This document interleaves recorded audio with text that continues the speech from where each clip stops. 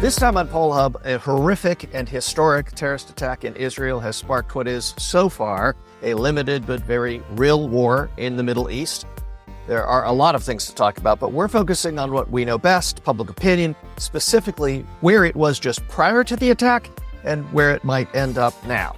Then another historic and historically chaotic event in the House of Representatives. Republicans kicked out their House Speaker, and the move is not particularly popular with Americans. Indeed, there's a rare bipartisan agreement on this. We're looking at the data in another way. We're asking the question, will it even matter? And considering the weight of those topics, we're going to skip the fun fact this week because, well, you have to ask. So let's get to it. And hi, everybody. Welcome to Poll Hub. I'm JD Dapper. I'm Barbara Carvalho. And I am Lee Maringoff. We start with a topic that is difficult after many of the pictures that we've all seen and the loss of life.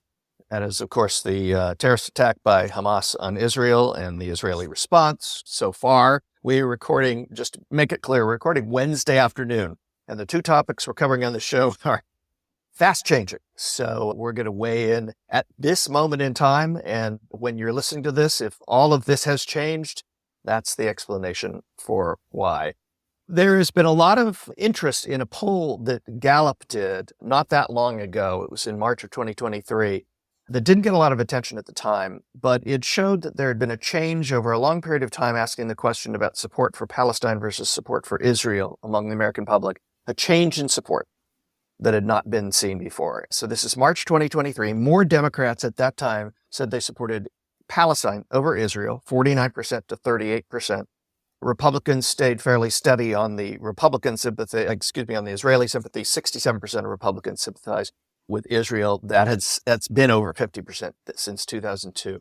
Let's start there. Things had been changing, I think, in the relationship, at least in America, in some circles, about the perception of Palestine and Israel and what had been going on now for, a long, long time, many decades. What does that say to you, and where do we think that's going to go after what has just happened over the last week? Well, there's a lot going on, and obviously this is a situation which we're seeing through social media and other mass media, all kinds of visuals that are incredibly disturbing. And I think that, not to get ahead of what I was going to talk about, but I think that may be putting a extra weight on the polls that are going to be done now, because I suspect that although there had been shifting sympathies in the direction of the Palestine side of the equation, I suspect that this attack has cost them dearly in terms of public relations. We will see, forgetting about the human toll for a second, but we'll see whether that's borne out by the surveys. I will add one bit into this equation, though, and I want, Barb, if you could comment on this. I noticed in these polls they're using the word Palestine versus Israel, and the coverage about the war going on now is Hamas versus Israel. And I'm wondering whether that significant word difference in terms of identifying who's doing what shifts the sense of responsibility and accountability and blame and all those things, because Hamas is the attacker in here. Palestine may be where some of the response ends up, but probably wasn't the instigator for what we've been observing. But talk to me about either of that. Yeah, I mean, there are certainly some methodological issues which we face as survey researchers while we're trying to understand what the public is thinking as we move through these events. I think that there was likely, and we'll find that out soon because we are actually polling with our partners as we speak on what Americans do think. But in terms of methodology, there's things that we struggle with. One is that you want to accurately represent the parties involved. In other words, in describing them, you don't want to characterize them in certain ways that you would bias people's feelings towards them. But on the other hand, you need to characterize it in a way that it's being used in the media and how we're colloquially speaking about what's going on there. So the first issue that we looked at when devising these questions was to make sure that we were all on the same page of, well, what is it that we were describing? Was it a situation? Is it a conflict? Is it a war? Well, as of Tuesday, it is a war. And so that is how the events in the Middle East are being characterized in our questions. And to your point, Lee, in the past, I mean, survey researchers have posed Israel against Palestine, so Israelis against Palestinians, in a sense, making them, both the ethnic groups that they are. But I think what has changed this week with the incredible intensity of abuse and what we have been seeing all this week. And it's not that, there hasn't been friction and there haven't been conflicts and there haven't been attacks over the last year in particular, but certainly over the last years. But this certainly was something beyond the pale where this was a public event that was terrorized. Yeah, and the magnitude of it was just way beyond what we've been seeing. I think in the past we've been hesitant to use the word Hamas. And the reason for that is because Hamas has been designated a terrorist organization since really its inception in the mid to late 1980s. Would you want to characterize the positions of Palestinians just in terms of that particular group? And, look, they are the governing body, particularly in Gaza, since I think it's 2006. So certainly in terms of leadership, they do define the area. In Gaza, but not the West Bank. Correct. That's correct. That's an important distinction. Absolutely. The way we are talking about it in the media and among ourselves, it's about Israel versus Hamas. And so the consensus in developing our questions was, instead of using Israeli and Palestinian, instead of using Israel and the Palestinian group Hamas, that we have characterized our questions as Israel versus Hamas versus Israel, and have asked, are in the process as we speak of asking Americans about what they think of the situation, what they've seen, and also about the U.S. role, certainly going forward. But as you mentioned, Jay, this is something that is moving, is changing, as will public opinion as we go along. But those are the things that, in terms of developing survey questions, that are top of mind for us, because we want to make sure that our questions are fair. So we want to be fair.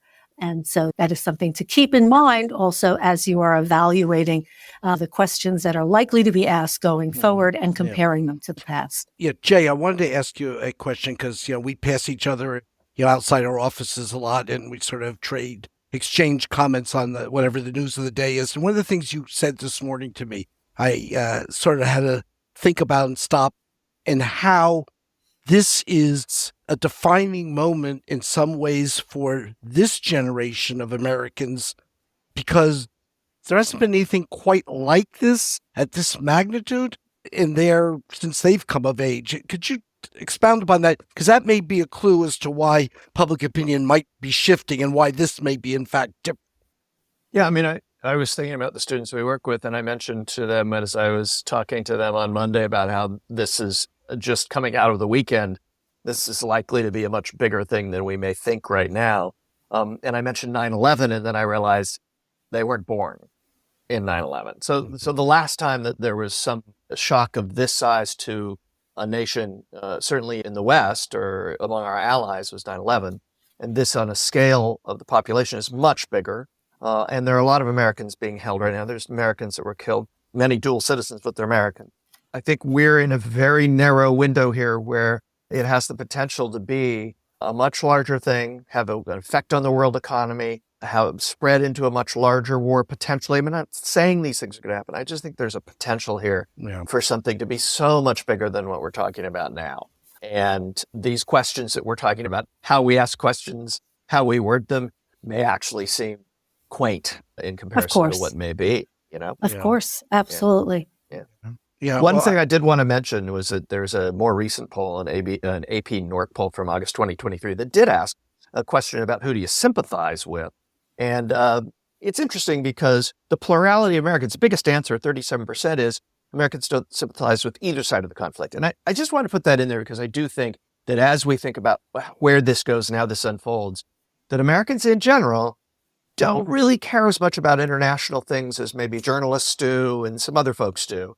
We tend to be a fairly insular people because we've been afforded the luxury of that historically. And I'm not sure that this changes that, but I think there's a possibility it does insofar as our interest as Americans in what's happening in the Middle East. Yeah, Barb, I'm going to give you a segue into the next topic, in that one of the things I noted in the Middle East situation in Israel is that in the face of this crisis, a unity government was formed. And now in Israel. In Israel. So, there's a unified front, something that may not be easy to have happen in the United States under any circumstances right now. But you want to talk about the Speaker of the House and how that has unfolded and is unfolding as we talk. Well, I think also it certainly gave President Biden, the kind of disarray in the House of Representatives gave President Biden an opportunity to get out in front of this issue, to talk about his resolve for Israel, something that is incredibly popular among Republicans, because it's, as we've noted about the questions on the Israelis versus Palestinians, if there is sympathy for Palestinians, that generally comes from the left side of the Democratic Party. So certainly Biden took full advantage of the opportunity that Kevin McCarthy had been ousted as Speaker just days before. Of course, the first speaker in history to be voted out, but I don't think that was a big surprise given the concessions he had to make in order to be voted speaker. But I think aside from a large proportion of Americans who actually couldn't really identify him one way or the other and didn't really have an opinion of him, his disapproval was much higher, over twice as high as his approval rating. So 46% disapproved of the job that he was doing as Speaker in an August Ipsos poll, and 21% approved. And as I noted, 33% didn't weigh in on that. But one of the interesting things certainly is that there was a consensus, and he was, equally liked and disliked by both Democrats and Republicans, probably owing to a certain degree that people don't really have a sense of who he is and what he was doing. But this disarray in Congress, the fact that the Republicans have really not existed this week, is that something that's going to hurt the party overall, or is it just another kind of means of us getting back into our tribes? Well, I would say the Democrats would like to make the case that the Republican Party has failed to govern. And then I think, in a sense, the Republican Party this past week wrote the script as the Democrats would have wanted it to be written, in terms of being closed for business at a time when a crisis was there, and you certainly had to be being very active and not worrying about your own speakership and all that stuff. Having said that, look, does this mean there's going to be a big desertion now with the Republican Party suddenly shifting to the Democratic, to voters, I should say, rank and file voters shifting? Not likely, because if you aren't happy with the Republicans, you probably still aren't. And if you're okay with what's been going on in their majority, you're probably okay with what, in a while when this digs out. But Jay, what's your take on the impact of this? I wanted to ask Jay to follow up on his comment about how we generally are a pretty isolationist group as a country, and particularly Republicans have argued for some time of staying within our own borders.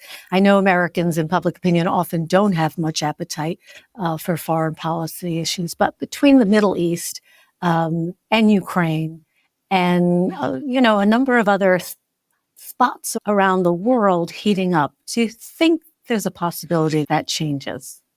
I do, and I think it's because the Democrats oddly have flipped the script and become the party of, a robust foreign military policy of America, which at least when I was growing up was the opposite. And by linking Ukraine and what's happening in Israel, I think that is which is what the Democrats are doing. And Republicans, some of the leaders in the Republican Party who are more hawkish have said the same thing. Let's link these two together to get a bill passed. I think that it certainly raises the interest of Americans, where they land, I don't know. But I think there's more people that'll be paying attention. And here's why I think where we're at now is the script, as interesting from a political standpoint as the chaos in the House of Representatives is. I think the script is very early here. I think it's just being written because what happens over the next 60 days with government funding and all the rest of this is going to be so influenced by what is happening overseas in these two locations and the arguments that are going to go around in that. And I think my guess is that the isolationist wing of the Republican Party, what has become an isolationist wing, especially around Ukraine, is going to fight hard to keep them de-linked. And I think they're going to lose that battle because I think there's so many Republicans and nearly all Democrats, including the White House, who are going to put these together to link them as a Russia-Iran kind of axis of evil kind of thing, to paraphrase another president, a Republican president. That's my guess, is that's where this goes. And I think that Americans pay a lot more attention. And I think that the small wing of the Republican Party that is somewhat isolationist, I don't think that they're going to make it out of the fall being particularly strong in holding out for money for these foreign wars, for better or for worse. No judgment there. So as we're speaking, Steve Scalise has won the vote in the Republican caucus. It still has to go to the floor, to the full Congress. But what are your thoughts if he should be Speaker? Certainly, he and McCarthy were not fans.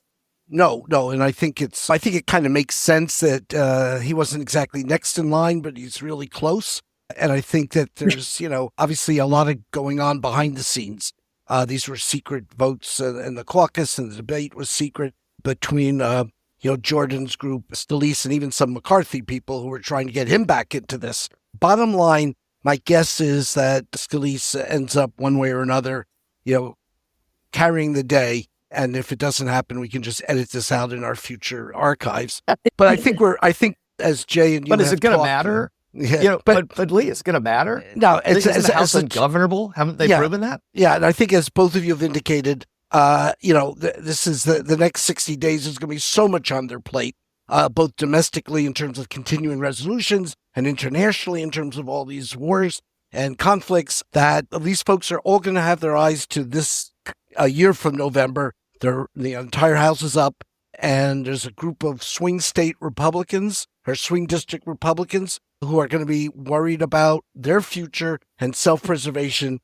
Obviously, a big thing when it comes to members of the House. So I think this still, as you say, Jay, a script that's being written. But does Matt Gaetz or Marjorie Taylor Greene or Eli Crane or any of these guys, do they care about that? They're in districts where they're going to win no matter what they do, and they seem to be chaos agents. That's all they've shown themselves to be, is chaos agents.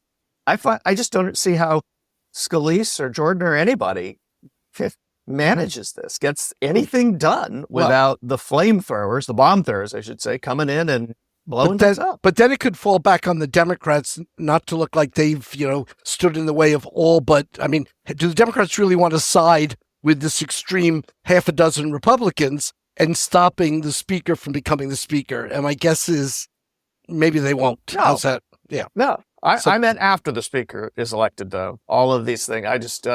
It'll be very interesting to watch whether this handful of 6 or 7 Republicans, whose apparently their only goal is to be chaos agents, do they actually, in the face of this war in the Middle East, a war between Ukraine and Russia, the prospect of a government shutdown, of running out of money, of defaulting on the debt, all this stuff, do they actually step back and go, oh, okay, maybe we won't be children for 5 minutes? I'm dubious. No, dubious is probably a mild term for that. The answer is no, it's not going to happen.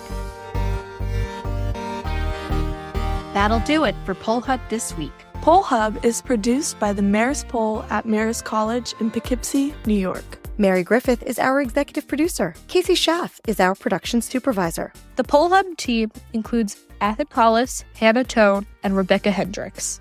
If you enjoy Poll Hub, please consider leaving a review. Positive reviews help other listeners like you find us. If you have questions for us, tweet them at us at Maris Poll. Remember, you can always tell your smart speaker to play Poll Hub, and with any luck, it'll cooperate. Finally, wherever you listen to Poll Hub, there is a subscribe button. Click it, and the latest episode will be ready for you in your podcast app as soon as it's released.